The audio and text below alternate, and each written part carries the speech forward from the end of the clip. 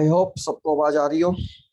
ये क्वेश्चन सुन सुन के आपको अच्छा नहीं लगता, पर क्या करें, मजबूरी है बोलना। चलो, तो प्रॉब्लम कर। आ रही है ना। चलो प्रॉब्लम करते हैं। पहली पहली प्रॉब्लम ये रही हमारी।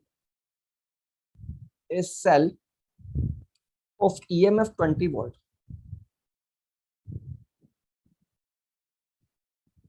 ठीक है। इंटरनल रेजिस्टेंस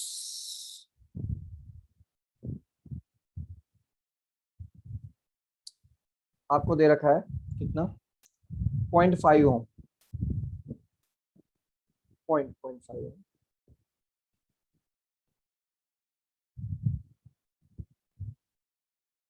ठीक है। Connected with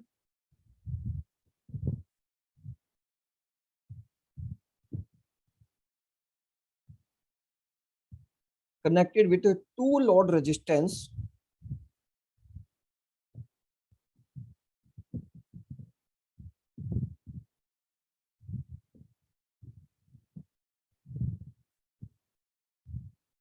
of 3 ohm resistance each connected in parallel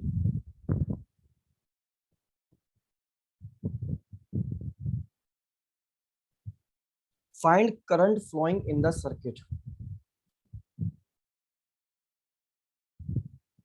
Find current भैया ये इंटरनल रेजिस्टेंस 5 ओम है। 0.5 मैं दोबारा एक बार रिपीट कर देता हूँ, ठीक है। क्वेश्चन आई है कि आपको एक सेल दे रखा है, इस सेल ऑफ ईएमएफ 20 वोल्ट, यानी कितना दे रखा है आपको, ई 20 वोल्ट दे रखा है सेल का। इंटरनल रेजिस्टेंस आपको दे रखा है 0.5, यानी स्मॉल आर आपको दे रखा है 0.5 ओम, ठीक है।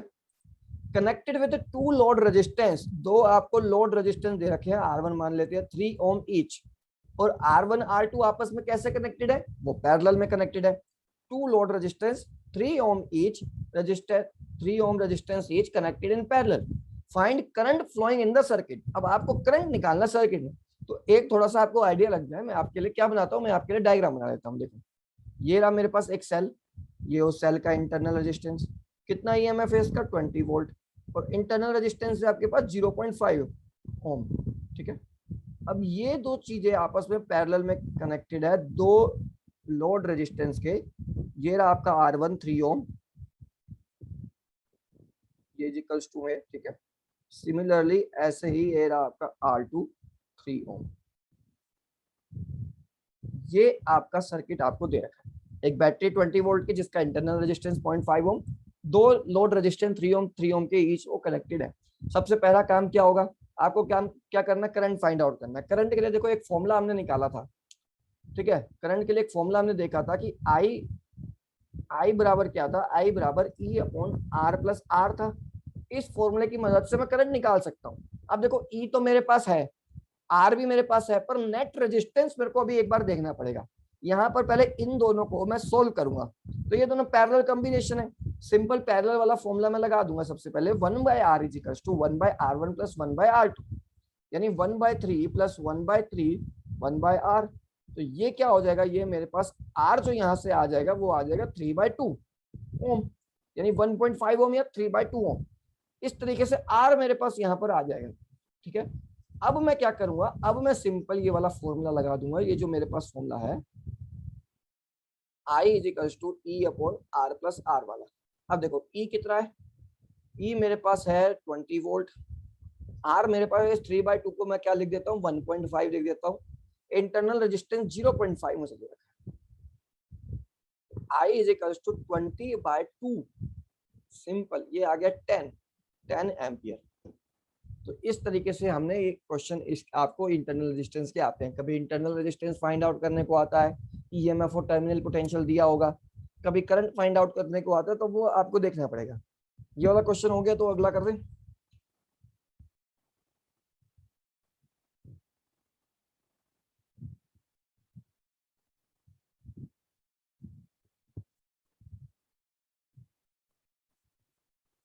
चलो अब देखो, अब जो मेन टॉपिक पढ़ना है, टॉपिक तो थोड़ा बड़ा है, तो वो अब हम कल ही देखेंगे, क्योंकि वो आज तो पूरा हो नहीं पाएगा। लेकिन उस टॉपिक का बेसिक मैं आपको बता देता हूँ।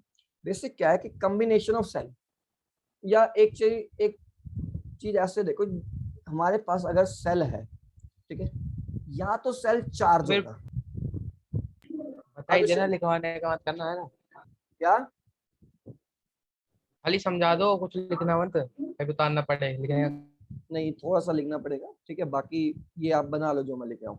हमारे पास एक सेल है, या तो सेल होगा चार्ज या सेल होगा डिस्चार्ज। वैसे कल भी बताया था, फिर भी देख लो दोबारा। बता देना कहाँ से लिखना है। हाँ, ये बना लो, ये आपको रफली समझने में एग्जांपल करेगा।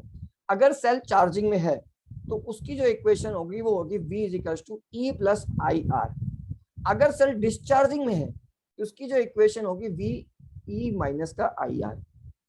ये बात आपको समझ में आई कि नहीं? मान लो डिस्चार्ज कैसे होता है इसका, कोई सेल, ये आपके सेल है, ये सेल बना दिया, अगर मैं इसको कोई बैटरी या कोई लोड रेजिस्टेंस, देखो ये जब भी ये आर आ रहा हो ना, कैपिटल आर, ये लोड रेजिस्टेंस होता है।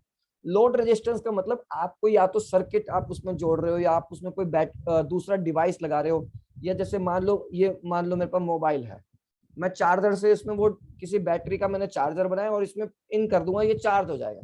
तो ये तो चार्ज होगा, पर ये करेगा क्या, ये बैटरी को डिस्चार्ज करेगा, यानी बैटरी की चार्जिंग रफली समझे तो इसमें ट्रांसफर होगी। तो सेल क्या हुआ, ये एक आर के रूप में मैं बना रहा हूँ। इसी तरह सारे इलेक्ट्रिकल अप्लायंसेस क्या होते हैं, एक लोड रेजिस्टेंस होते हैं, उनको हम यहाँ पर एक सिंपल आर और कैपिटल आर बनाते हैं। अगर आपको नहीं क्लियर होगा तो अब हो जाएगा, ठीक है। तो बैटरी क्या करेगी, बैटरी उसको चार्ज करेगी। तो अगर बैटरी ऐसे चार्ज कर रही है किसी भी लोड रेजिस्टेंस को, तो इक्वेशन हमारी, यानी बैटरी चार्ज कर रही है, यानी बैटरी खुद क्या होगी, डिस्चार्ज। तो V equals to E minus I R, ये इक्वेशन रहेगी। अगर इस बैटरी को किसी चार्जर से मैं चार्ज कर रहा हूं, ठीक है, अगर इस बैटरी को मैं चार्जर से चार्ज कर रहा हूं, यानी अब ये मेरे पास बैटरी है इस तरीके से, मान लो ये 2 वोल्ट की बैटरी थी, मैंने एक और बैटरी लगा दी 5 वोल्ट की, अभी हम इसको कॉम्बिनेशन समझेंगे, ये कुछ और ऐसा लगा दिया कि ये उससे ज्यादा है, तो होगा क्या, अब ये 5 वोल्ट वाली बैटरी इस वाली को चार्ज करनी शुरू कर देगी। फिर जो इसके लिए इक्वेशन आएगी वो आएगी V equals to E plus I R. यानी अगर बैटरी, यानी सेल, भैया हाँ जी, भैया ये वही वाला है जब आपने बताया था कि जब बैटरी चार्ज करना स्टार्ट करेगी तो V equals to E plus I R, हाँ उस और जब वो वर्क करना स्टार्ट करेगी E माइनस आई आर। हाँ हाँ, ठीक है। इस वाले केस में मैंने बताया था कि एक कंडीशन हमने ली थी कि क्या टर्मिनल पोटेंशियल इलेक्ट्रोमोटिव फोर्स से ज्यादा हो सकता है, तो इस वाले केस में टर्मिनल पोटेंशियल इलेक्ट्रोमोटिव फोर्स से ज्यादा होता है, और इस केस में टर्मिनल पोटेंशियल इलेक्ट्रोमोटिव फोर्स से कम होता है। ये था हमारा सिनेरियो, ठीक है। आप भी लिख लो रिया जी कि अगर सेल चार्ज हो रहा है तो इलेक्ट्रोमोटिव टर्मिनल पोटेंशियल, ये V क्या है, टर्मिनल पोटेंशियल, ये ज्यादा होगा इलेक्ट्रोमोटिव फोर्स से, और अगर सेल डिस्चार्ज हो रहा है तो टर्मिनल पोटेंशियल इलेक्ट्रोमोटिव फोर्स के इक्वल होगा। और अगर सर्किट में नो करंट है, ये भी लिख लो आप, इनको मैंने कल लिखवा दिया था, आप लिख लेना एक बार। अगर सर्किट में नो करंट है यानी I0 है, हाँ इक्वल, यहाँ तो तुमने उल्टा। I0, अब इस वाली कंडीशन में ही देख लो, I0 हुआ तो क्या होगा, V इक्वल्स टू E, चाहे इधर देख लो, I0 होगा तो क्या होगा, V इक्वल्स टू G। तो टर्मिनल पोटेंशियल किसके इक्वल आ जाता है, इलेक्ट्रोमोटिव फोर्स के। अगर सर्किट में नो करंट फ्लो है, I0 है, सर्किट ब्रेक हो गया, कुछ भी हो, तो टर्मिनल पोटेंशियल इधर ऊपर क्यों लिख रखा है ये, क्या, E ज्यादा है V से डिस्चार्ज पे।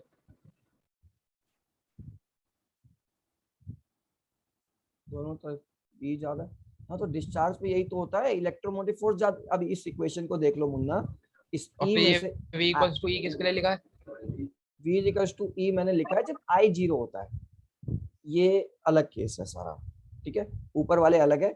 ये दोनों इक्वेशन से मैंने बताया कि अगर I0 होगा तो आप इस इक्वेशन में I को 0 पुट कर देंगे तो क्या बचेगा, V इक्वल्स टू ही। सिंपल, इस इक्वेशन से भी देखो I0 कर दोगे तो V इक्वल्स टू G। कुल मिला के आपको नहीं समझ में आ रहा तो ऊपर वाली अलग है, नीचे अगर नो करंट फ्लो होता है, नो करंट I0, तो V बराबर आपका E होता है, उस केस में terminal potential is equals to EMF of the cell होता है, ठीक है।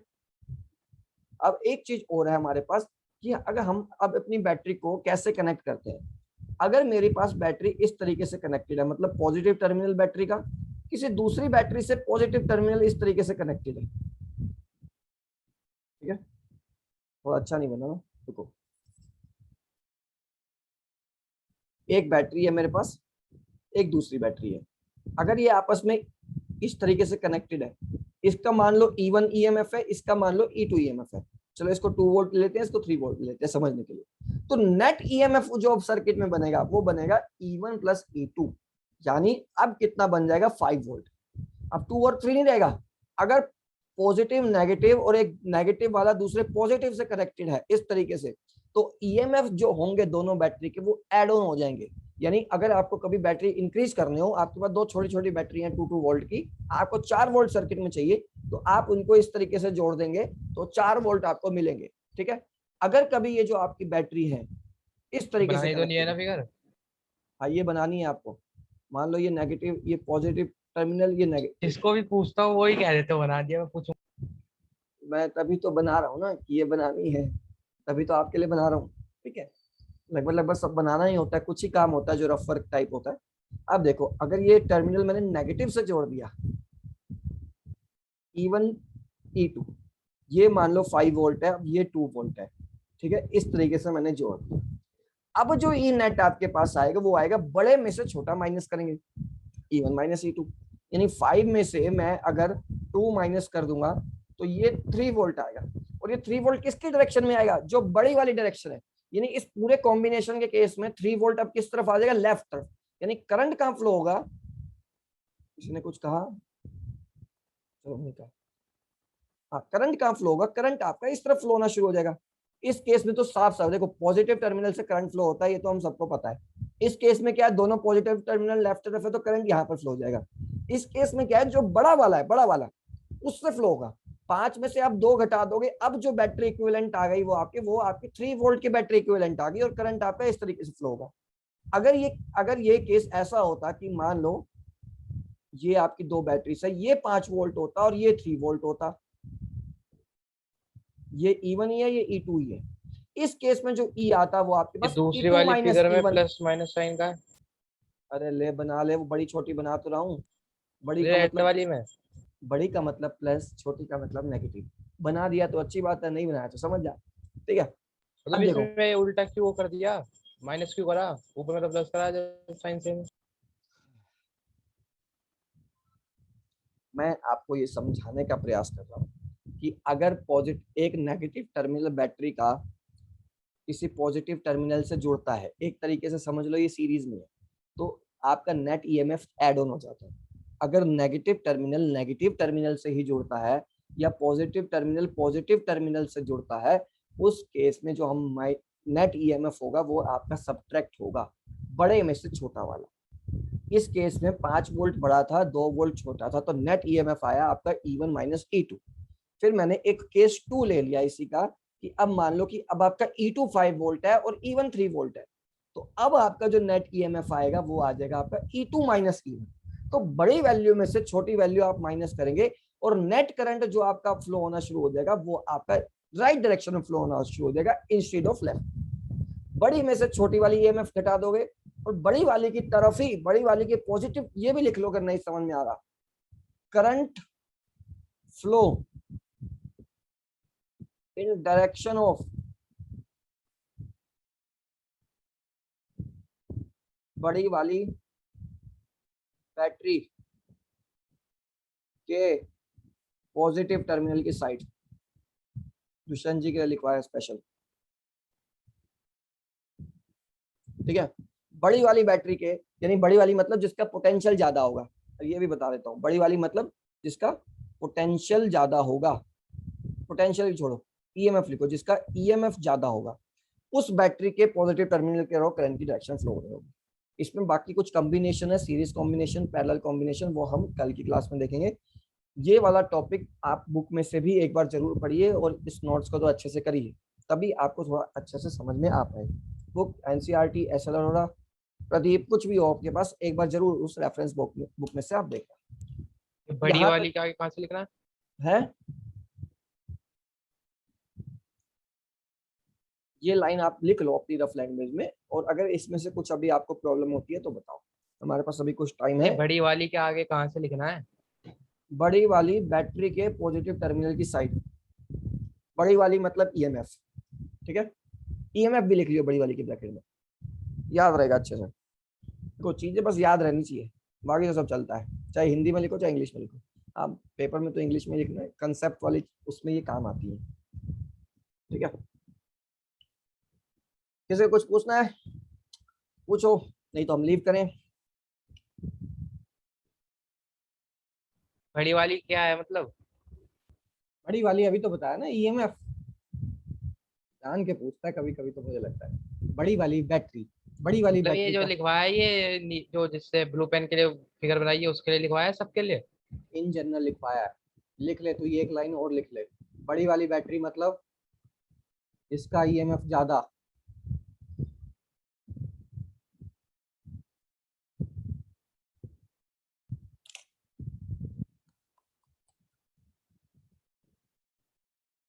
पचास वोल्ट की बैटरी है वो बड़ी हो गई किसके कंपेयर में, 20 वोल्ट के। 20 वोल्ट की बैटरी बड़ी होगी किसके कंपेयर में, 10 वोल्ट की बैटरी से या 5 वोल्ट की बैटरी से, ऐसा चलता है। तो उसी बैटरी के डायरेक्शन में, जो बैटरी जिसका ईएमएफ ज्यादा है, उसी डायरेक्शन में करंट का फ्लो होगा। ठीक है। किस केस में, जब अपोजिट साइंस, ये जब सिमिलर साइन जुड़ेंगे, जब अपोजिट साइन जुड़ेंगे तो आप सिंपल ऐड ऑन कर देंगे, जब सिमिलर साइन जुड़ेंगे तो आपको माइनस करना पड़ेगा। ठीक है। चलो, आज के लिए इतना ही, मिलते हैं कल की क्लास में। आशा करते हैं आपको एक समझ में आ मिनट, गया होगा। ये ईएमएफ नेगेटिव नहीं हो सकता? ये -E2 आया ना, इसका मतलब ये नेगेटिव ही है। ठीक है। डायरेक्शन भी तो उल्टी है, तो वो माइनस साइन के साथ जुड़ी गया। अरे हो सकता है ब्लू माइनस वाले में। ट्वेंटी वोल्ट -20 वोल्ट लिखते तो हो ना, -5 वोल्ट भी तो आते हो। अब एक तरीके से देखा जाए, ठीक है, ये 5 वोल्ट है, 5 वोल्ट प्लस माइनस का 2 वोल्ट का पोटेंशियल। और यहाँ माइनस का सिर्फ इतना मतलब है कि इनके जो टर्मिनल्स हैं वो अपोजिट हैं इसके कंपेयर्स में, इतना ही डिफरेंस है और कुछ नहीं है। ठीक है। बाकी रिया, मुस्कान, प्रियांश, एवरीथिंग ओके? यस भैया।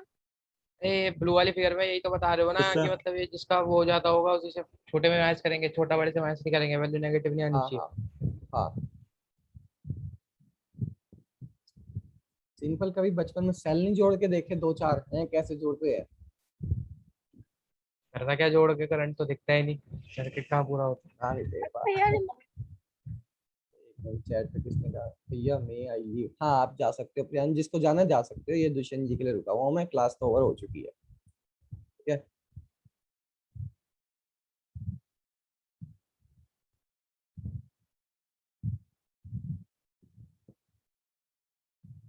दुष्यंत बैठ के देखता रहा, मैं अभी जा रहा हूँ, अब थक गया मैं। हाँ ठीक है, मैंने भी कर दिया, मैं भी लीव कर रहा हूँ। ये